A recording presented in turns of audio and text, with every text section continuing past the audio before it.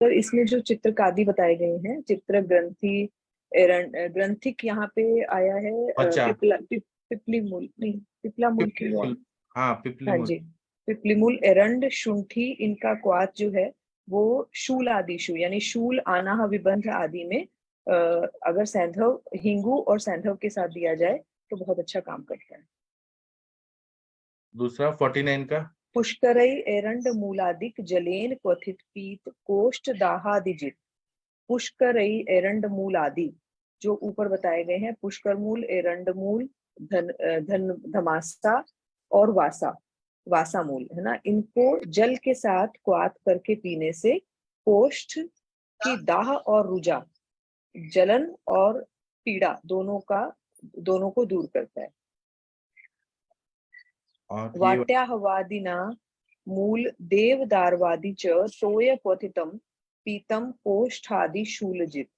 वाट्या यहाँ पे एक औषधि बताई गई है। वाट्य उसके मतलब अलावा बलामूल, बलामूल को वाट्य बोल। बलामूल, जी बलामूल, एरंड और दर्भ, और देवदार और देवदारू की और मूल, महाौषध। दर्भ मूल और देवदारू और सौंठ, हाँ है ना, इनको क्वाथ कर कर पीने से जल के साथ क्वाथ करके पीने से कोष्ठ, पृष्ठ और अंशशूल, इसको ये जीत लेता है। ये सब बहुत बढ़िया बताया। ऐसा लगता है कि आप ना संस्कृत टीचर हैं और संहिता की टीचर हैं। बहुत अच्छा पढ़ा आपने, बहुत अच्छा। तो आपसे ही सीखा। ठीक है, आगे 51 नंबर का श्लोक है। ये कोई और, आरती मैम आप पढ़िए, नवीन सर, अच्छा लाइव हो गया। अच्छा आदित्य सर कोई पढ़िए प्लीज। मैं ही पढ़ दूं वैद जी? हाँ सर, क्योंकि कौन सा ऐसा पढ़ना है? निकल गया कि आप पढ़ दीजिए, इतना अच्छा मतलब आप पढ़ते हैं कौन ना। सा पढ़ना है बताइए। 51 नंबर का श्लोक। जी जी, वात गुल्म में शिलाजीत का प्रयोग। शिलाजम पयसाद अल्पम पंचमूल स्थित अष्टतेन वा वात गुल्मी पिबेत। यहाँ बताया कि बृहद पंचमूल के साथ दूध को सिद्ध करके उसके साथ शिलाजतु को वात गुल्म रोगी पिए। जी सर, आपके उत्तराखंड में तो शिलाजीत मिलता ही होगा। जी जी, शिलाजीत जो है बहुत मिलता है यहाँ पे। शिलाजीत जो है वो एक्चुअली पत्थरों के ऊपर जो है एक ऐसे पत्थर होते हैं जो पहाड़ों में बहुत ऊंचाई पे होते हैं और ड्राई एरियाज होते हैं, वहां पे मिलता है ये। वहाँ उस जगह पहुंचना बड़ा कठिन होता है, तो उस पे पर्टिकुलरली जो वहाँ के रेजिडेंट होते हैं वही लोग उस पे लटक के रस्सी बांध के वो एक्चुअली निकलता रहता है निर्यास के रूप में, और फिर खुरच के उसको निकालते हैं। लेकिन इसके नाम पे बहुत, जितना क्वांटिटी में शिलाजीत की डिमांड है उस हिसाब से वो शिलाजीत को निकालना बहुत कठिन है। लेकिन जो मुझे लगता है कि इसमें बहुत सारे एडल्ट्रेशन किए जा रहे हैं। नेपाल में भी ये बहुत मिलता है। नेपाल में काफी नेपाल के लोग शिलाजीत का व्यापार करने के लिए भारत में आते हैं, आपने देखा भी होगा। ये है शिलाजीत जी। सर गोमूत्र आप सिंह ऋषिधर, जी। ये जो सहस्त्र धारा है वहां पर है ना कुछ शिलाएं? शिलाएं तो हैं मैडम, पर वो गंधक की शिलाएं हैं। शिलाजीत की एल्टीट्यूड सहस्त्रधारा पे नहीं मैच करती है जी। अच्छा, शिलाजीत मिलता है ड्राई जो पहाड़ के वैसे मेरे क्षेत्र ख्याल जहाँ में पे। या तो पता नहीं बद्रीनाथ में कहा है, हाँ बिल्कुल जी, अच्छे से निकलता हुआ दिखा है, याद नहीं आ बद्री रहा नहीं, कहाँ। यस बद्रीनाथ जो है उसकी हाइट है, उससे भी ऊपर आप जाएंगे तो जहाँ से जो चंबा, पेड़, बद्रीनाथ से और आगे आप जाएंगे, माणा बोलते हैं, माणा चंबा से चंबा आगे। चंबा ना, जो बहुत ऊंचा एकदम हाई ऑल्टीट्यूड पर। चंबा तो नजदीक है मैम, टिहरी के पास पड़ता है। माना है जहां से ना ये जो ग्रीनरी खत्म हो जाती है, जहां से जो रॉक्स, काफी रॉक जो एक ऐसे ड्राई पहाड़ स्टार्ट होते हैं, वहां से ये मिलता है। इधर तो बहुत ग्रीनरी है, ग्रीनरी में मुश्किल है इसका माना, मिलना। माना गांव कह सकते हैं मतलब। हाँ, माना गांव से ऊपर आप जब जाएंगे तो तिब्बत की तरफ का रास्ता, वहां पे देखेंगे आप पूरा उसका। जी जी रवि जी, नेपाल में भी मिलता है। ये सब एक ही जैसे एल्टीट्यूड है, जो बॉर्डर ऑफ द तिब्बत भूट प्रदेश कहते हैं, वहाँ पे वेजिटेशंस कम होते हैं, ग्रीनरी कम होती है, और वहाँ पे रॉक्स ज्यादा होते हैं। रॉक्स पे लेकिन निकालना बहुत कठिन है उसको, उस जगह पे पहुंचना, उसको वहां से खुरच के निकालना। बहुत सारे लोग उसमें जो है गिर जाते हैं, एक्सीडेंट हो जाता है। लेकिन वहाँ के लोकल जो है उसको निकालने में बड़े एक्सपर्ट होते हैं। महिलाएं घास काटती हैं वैसे वैसे चट्टानों पे चढ़ करके। ये कभी आपने देखा नहीं देखा, मैंने तो बहुत कर दिया। सर ये रोहतांग पास और माना में से कौन सा नीचे पड़ता है? ये रोहतांग पास तो हिमाचल में है, माना इधर उत्तराखंड में, दोनों ही अलग अलग है। दोनों का एल्टीट्यूड लगभग बराबर है। सर आपको पहाड़ी गाना भी आता होगा? नहीं नहीं, पहाड़ी गाना तो आता है, अभी वैसा अच्छा तो नहीं आता, आता है। जी। कभी आपको मौका मिले तो आप वहाँ की लाइव देखो, तो वहाँ की लाइव बहुत टफ होती है। तो शिलाजीत वहाँ एक्चुअली क्या है कि वहाँ के जानवर भी होते हैं ना, वो भी खाते हैं। तो इसलिए जो है वो गायें जो होती है, आपको मैं बहुत इंपॉर्टेंट बात बताता हूँ, गाय जो है वो भी पहाड़ की खड़ी चढ़ाई ऐसे चढ़ती है, आप बिलीव नहीं करेंगे। इसीलिए वहाँ जो दूध जो है उनका, देसी गाय का दूध, वो बड़ा ही अलग होता है। मतलब एक प्रकार से गाय एक्टिव, काफी एक्टिव रहती है, ग्रीन घास ग्रासेस लेती हैं वो, और जितने भी जो हर्ब्स हैं वो नेचुरली वहाँ ग्रो करते हैं। तो ये इम्पोर्टेंट है। मैंने इसमें अपना एक एक्सपीरियंस देखा है, क्योंकि मैंने वहाँ पे क्षार सूत्र बहुत किया है उस पहाड़ पे। वहाँ पे ना लोगों की हीलिंग जो प्रोसेस है वो बहुत फास्ट होती है। जितने हमको कुछ भी एंटीबायोटिक्स का इस्तेमाल नहीं करना पड़ता, सेल्फ हीलिंग हो जाती है इत्यादि तेल आदि का प्रयोग करने से। इसके पीछे कारण वही है, एक तो ठंडा वातावरण, और दूसरा जो नेचुरल जो हैबिटेट है उसमें जो उपस्थित जड़ी बूटियां, उसका प्रभाव। जी वैद जी, थैंक यू। हाँ वैद जी, सर आप जो ये बोल रहे हो ना एक गाना, चीज और सर, ये जो आपने बताया ना, तिक्त रसात्मक, जैसे अडूसा हुआ, वासा, और आ, ये एक और बोला था, ये पंचतिक्त में भी ये रहते हैं, वासा और ये क्या बोला था, धमासा। हाँ पंचतिक में रहते हैं, वासा तो रहता है। जी। अच्छा अच्छा। हाँ वंदना मैम, आप क्या बता रही हैं? मैं ये कह रही थी कि जो ये आप बोल रहे थे ना कि आपको कोई पहाड़ी सॉन्ग आता है। हाँ पहाड़ी सॉन्ग आता होगा ना, ये पहाड़ी ब्राह्मण है ना, गढ़वाली ब्राह्मण है ना सर। जी।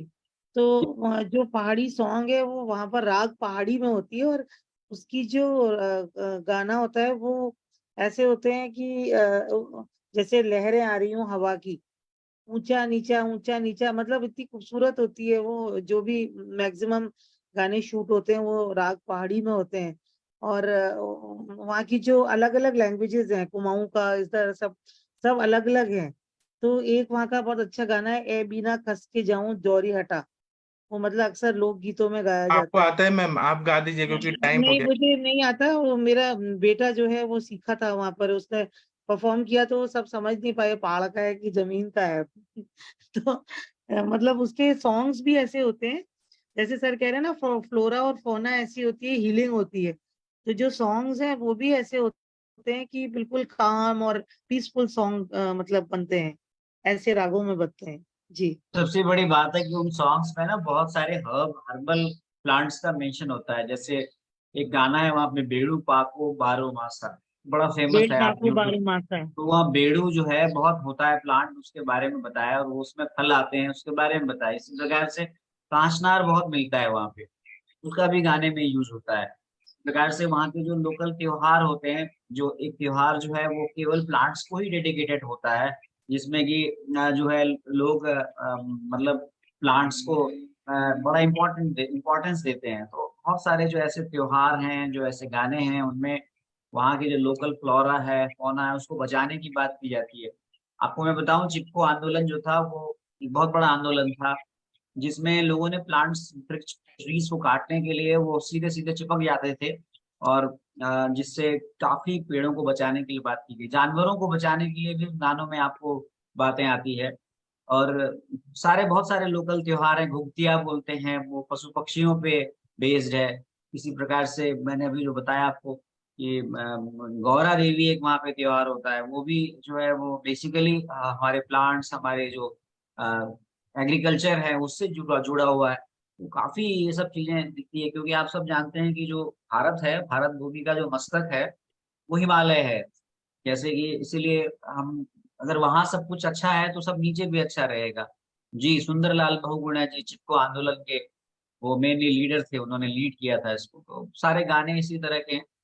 इसलिए मेरे विचार में जो शिलाजीत है, या वैद फिर जी, तो जी, एक वो वहां पर काफल काफल भी ये होता है काफल उसका। पाक क्यों कहते हैं, एक चिड़िया है, वो बोल उसको चहचहाती है जब कफा काफल नाम का जो फल पक जाता है, तो काफल पाक के वो करती है, उसका मतलब आवाज भी वैसे ही निकलता है।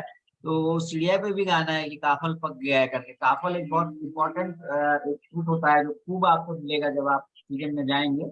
और कई जगह का तो नाम ही जो है वो काफली घाट है, ऐसे मतलब जहाँ काफल ज्यादा होता है, बड़ा स्वीट होता है। तो ये सब चीजें वहां पे मिलती है। मैं बताना ये चाह रहा था कि हमारा जो पूरा एक मस्तक है वो हिमालय है, चाहे वो कश्मीर हो, चाहे उत्तराखंड हो, चाहे हिमाचल हो। आप गौर करेंगे जब वहां कुछ भी गड़बड़ होता है तो पूरे देश में उसका प्रभाव पड़ता है। तो इसलिए उसको देवभूमि कहते हैं। हिमाचल में भी देवभूमि कहते हैं, उत्तराखंड में भी देवभूमि कहते हैं। देवता लोग निवास करते हैं ना, वो हिमालय के नजदीक जीव है। तो उनके इतना अच्छा लग रहा है, तो जो लोग रहते हैं वो लोग को कितना मजा आता होगा। भी जाएंगे मैं आप तो तो। मैं तो रहकर आई हूँ वहाँ, मैडम बहुत तो अच्छा रह के लगता आई है। है, मैडम तो नैनीताल और हल्द्वानी में रही हैं। सर एक छोटा सा डाउट था। सर ये एरंड मूल और एरंड पाक में क्या अंतर होता है? जैसे मूल जड़ी बूटी रहती है, पाक फल से कुछ होता है ना? नहीं नहीं, नहीं, एरंड पाक जो रहता है ना, जैसे शतावरी कल बनाते हैं चीनी के चाशनी में, और फिर वो शतावरी मूल डाल देते हैं और फिर उसको ग्रैन्युल्स टाइप बनाते हैं, वैसे एरंड पाक को ग्रैन्युल्स बनाते हैं, उसको एरंड पाक बोलते हैं। ठीक है, अभी टाइम तो हो गया है, कोई प्रेयर कर दीजिए। Vandana ma'am, Monika ma'am, Anjana ma'am, कोई करिए प्रेयर। आज तो कितना अच्छा सर ने बताया, सब हिमालय का सब बता दिया। कोई करिए प्लीज, मोनिका मैम।